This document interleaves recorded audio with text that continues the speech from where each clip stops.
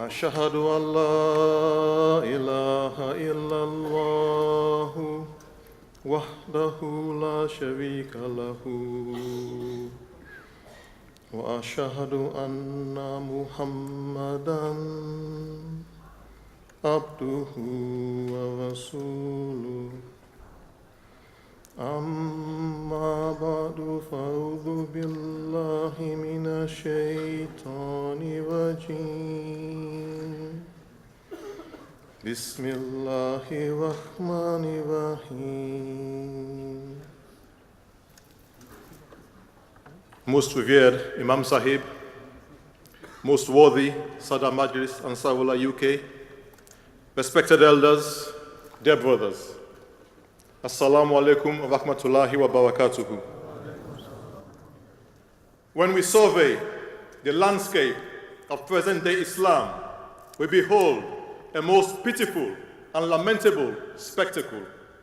A fragmented ummah, bitterly divided beyond the Sunni and Shia schism. Muslim nations torn inside out by the so-called Arab Spring. Extremist groups and individuals wreaking havoc and terrorizing populations from Africa to the Middle East and Western Europe. Conflicts and warfare across the Muslim world with brothers killing brothers. Abject poverty and economic disparity to the extent that 99% of the wealth of Muslim nations is owned by 1% of the population. Muslim women disenfranchised, denied the opportunity for education, and until recently, denied the right to even drive a car. Muslim clerics and clergy preaching hatred, bigotry, and prejudice in place of love, tolerance, and respect. Despite the Holy Quran remaining unadulterated 1400 years after it was first revealed, and despite Allah the Almighty raising the promised Messiah of the latter days amongst the Muslims, the entire landscape of Islam has been completely disfigured and the religion of Islam defamed beyond the pale of expression. And so, my dear Ansar brothers and elders, the responsibility on us, Ahmadi Muslims, to collectively spread the message of true Islam brought by the Holy Prophet sallallahu alaihi wasallam and revived by the promised Messiah alayhi salatu wasallam cannot be overemphasized. In recent Friday sermons and addresses, Hazrat Khalifatul Masih Ayyadahullah Ta'ala bin Nasril Aziz has repeatedly drawn our attention to this noble task. As Maulana Bajwa Sahib and Imam Sahib have just said, on 8th September 2017, only 3 weeks ago, in a Friday sermon I shall heavily rely upon in my speech today, Huzur made the following remark. Today, terrorist organizations and so-called Muslim scholars have, in their fanaticism, senselessness, and use of irrational arguments, defamed Islam to such a degree that the non-Muslim world believes that Islam is deprived of wisdom and is a religion lacking rationality and is for foolish and crazy people, God forbid. They believe that Islam only teaches extremism. These prevailing circumstances place a very significant responsibility upon every Ahmadi to carry out tabligh, that is, spreading the message of Islam. In the same Friday sermon, Huzur made it abundantly clear that tabligh is not only the function of the tabligh department, but in fact the collective responsibility of every member of the Jamaat, and that office bearers should lead by example and by precept. Speaking with reference to Shura proposals, Huzur said, "It is the duty of the members of Shura and office holders at every level of the Jamaat to strive to their utmost to action these proposals and implement them themselves as well. Do not think that if a proposal relates to tabligh, then only Secretary Tabligh is responsible for its implementation. No doubt, the relevant secretary is responsible for implementation. However, relating especially to the departments of tabligh and tarbiyat, it is necessary for office bearers at every level of the Jamaat to play their roles and to show their examples to others. Every office holder can carry out tabligh in some form or the other. When office bearers participate, then it sets an example to the members of the Jamaat. Many Ahmadis, seeing such examples without needing any special reminders, will be led to join in the effort and plan of action to spread the true message of Islam. The responsibility of collectively spreading the message of Islam becomes abundantly clear when we consider that the entire life of that greatest benefactor of mankind, that blazing light of guidance, Hazrat Aqdas Muhammad Mustafa, may the peace and blessings of Allah be upon him, was spent in conveying and spreading the message of Islam. Every moment of his time, every ounce of his energy, every fiber of his being, and every interest of his life was devoted to proclaiming and promulgating the unity of God and the universality of Islam. His preaching resuscitated thousands of the spiritually dead. He did not stop calling people to Allah until he breathed his last and brought a whole nation previously immersed in darkness and ignorance under the banner of the one true God. Reflecting his spiritual excellence and luster, they in turn collectively became the embodiment of light and torchbearers of truth, traveling to distant lands to spread the message of Islam and invite their contemporaries to the unity of God. The same remarkable story was repeated in the time of the promised Messiah, والسلام, who himself spent every moment of his life calling people to God and spreading the message of Islam. His devoted servants continue to be a source of guidance and inspiration for all of us. For the sake of propagating the unity of Allah and for the sake of glorifying the name of the Holy Prophet, peace and blessings of Allah be upon him, they completely immerse themselves in the cause of Allah and travel to remote lands to convey the pristine message of Islam. The Ahmadiyya Muslim Jamaat therefore represents that community which has been raised to spread the message of Islam to all corners of the world. We, being the blessed followers of the Promised One, have this enormous responsibility placed upon us. It is the first and foremost duty of every Ahmadi Muslim to strive in this noble cause throughout our lives. It must become the purpose and final point and focal point of our life order. The Holy Quran has left absolutely no doubt in this by stating in very precise terms, "You are the best people, raised for the good of mankind. You enjoin what is good and forbid what is evil, and believe in Allah." Considered with reference to this glorious verse of the Holy Quran, we begin to realize that beyond being a collective responsibility and a religious duty, spreading the message of true Islam is in fact a mark of honor and distinction for us. It is for us a moral prerogative and indeed a spiritual privilege. But the verse makes it clear that to be considered the best people, we must contribute to the betterment of mankind. We have to be the living proofs through our words and through our conduct of the superiority of Islam over all other religions and accomplish the final victory of Islam through spreading the message with the earnestness, commitment, dedication, and passion manifested by the companions of the Holy Prophet, peace and blessings of Allah be upon him, and the companions of the promised Messiah, on whom be peace. With the advent of the promised Messiah, on whom be peace, we have entered into that blessed epoch in which Islam will be made to prevail over all other religions. It is the period of the revival of Islam in all its magnanimity and magnificence. This is the time when the entire world will be unified under the banner of Islam, and mankind will finally attain the peace and prosperity it is yearning for. It is therefore incumbent upon every Ahmadi Muslim to consider spreading the universal message of Islam the aim and object of his or her life, but especially as members of Majlis Ansarullah, whether Safi Awal or Safi Dome, whether British-born or immigrant, we must lead the way for our families and for our younger generation. Respected Sadr Majlis Ansarullah UK, and indeed its predecessors, have continually repeated the clarion call of our beloved Khulafa to the field of Tabligh. We, who have repeatedly affirmed, Nahnu Ansarullah, must now respond to this clarion call and leave no stone unturned in our humble efforts to further the mission of the promised Messiah والسلام, and to disseminate the pristine message of the Holy Prophet ﷺ to the ends of the earth.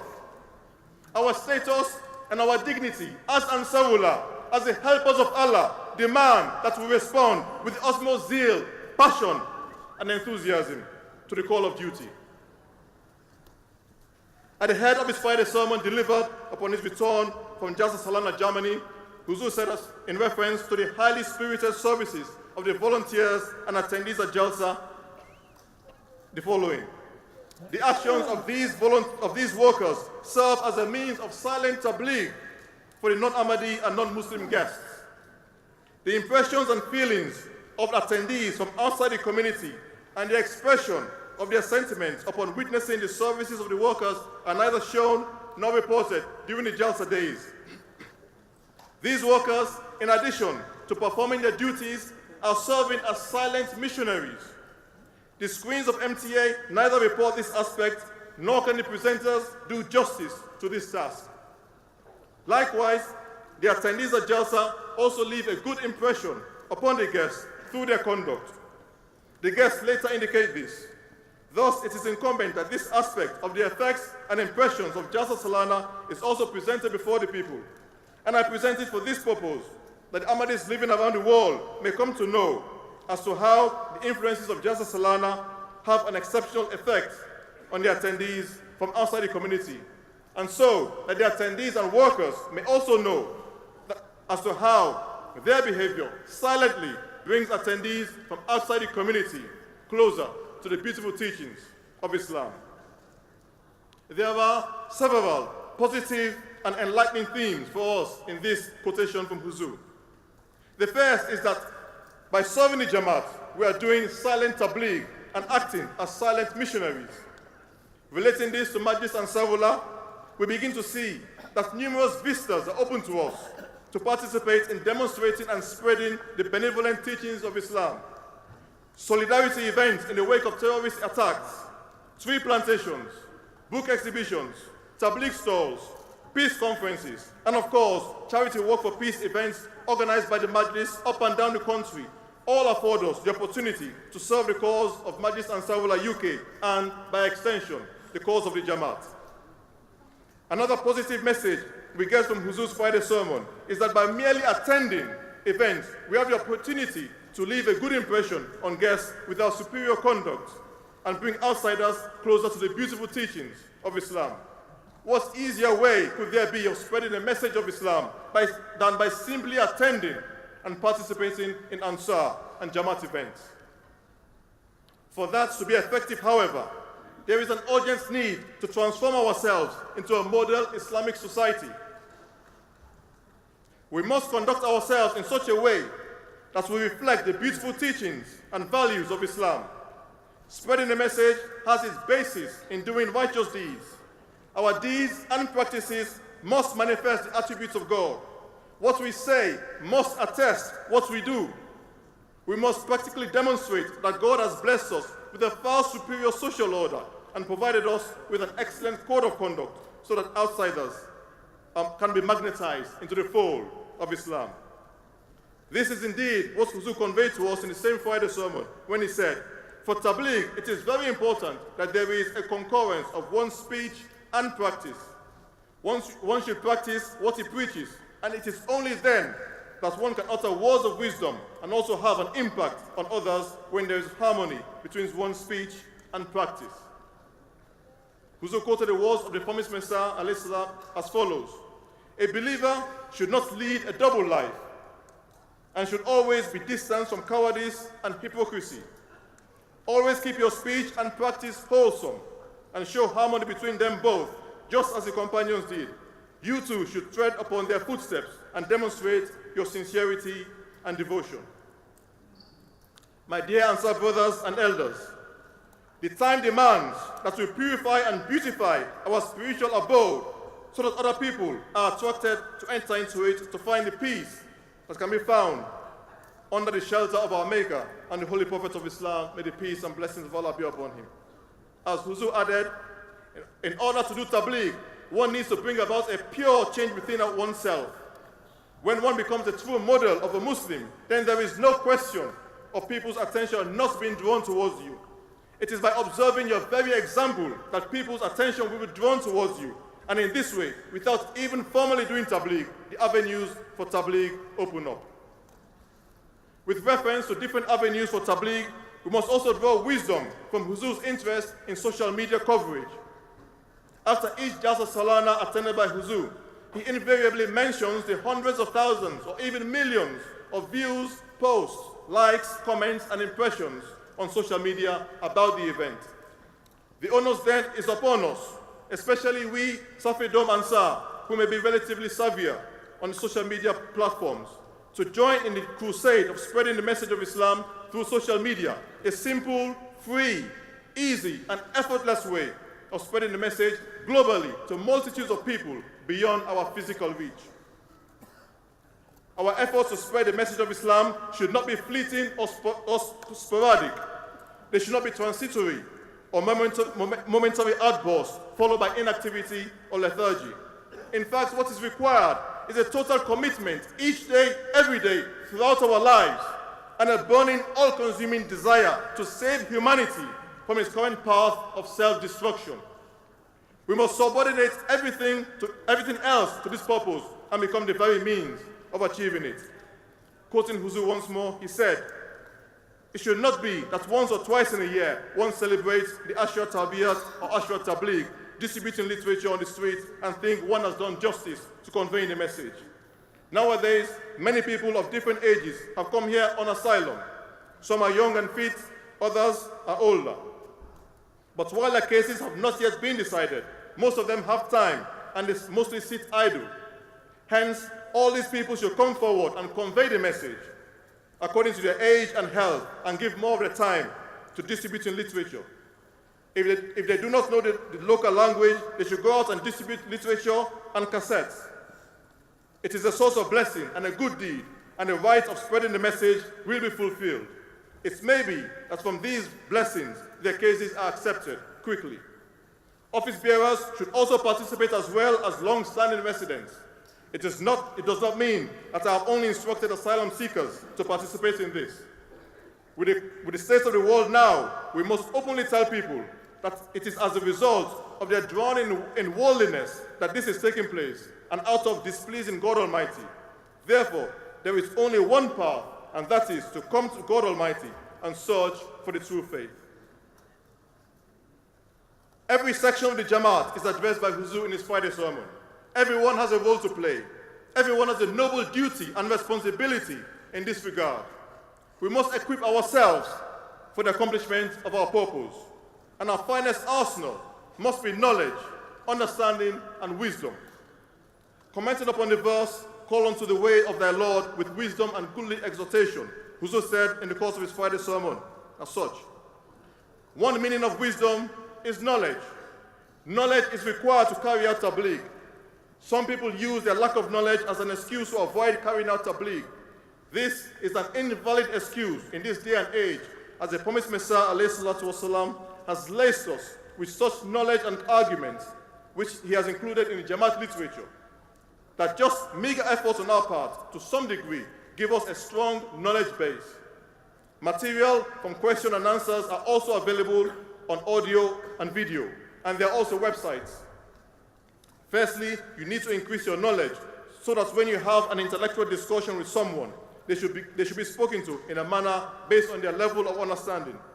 Secondly, you should be aware of where in our literature and websites the intellectual responses to their questions can be obtained from. These are the pertinent words of our beloved Khalifa about acquiring wisdom through knowledge. And that knowledge and wisdom must begin with an understanding and acting upon his admonitions. My dear Ansar brothers and elders, of all the ages, we are the generation granted the immeasurable privilege of witnessing the final victory of Islam in the making. Of all the world today, we are the community granted the inestimable honor of leading mankind unto union and communion with the one true God. This can only be done through all of us collectively devoting ourselves to spreading the message of Islam and calling others unto Allah. The energy, the faith, and the devotion which we bring to this endeavor will illuminate our homes, our society, and the entire world with the radiance of Ahmadiyyat and the light of Islam. Today at this Ijtima, therefore, let us pledge and rededicate ourselves collectively to the task at hand. with a good conscience and the pleasure of Allah, the final reward for our actions, and with history and posterity, the final judges of our deeds. Let us go forth and spread the pristine message of true Islam to every habitat, every home, and every heart. Let us go forth and lead humanity to its ultimate destination of unification under the standard of the Holy Prophet. May the peace and blessings of Allah be upon him. Let us go forth and lay the foundations of the final and universal manifestation of the unity of Allah on this earth. May Allah enable us all to do so. Amen. Thanks for having me. Wassalamu alaikum.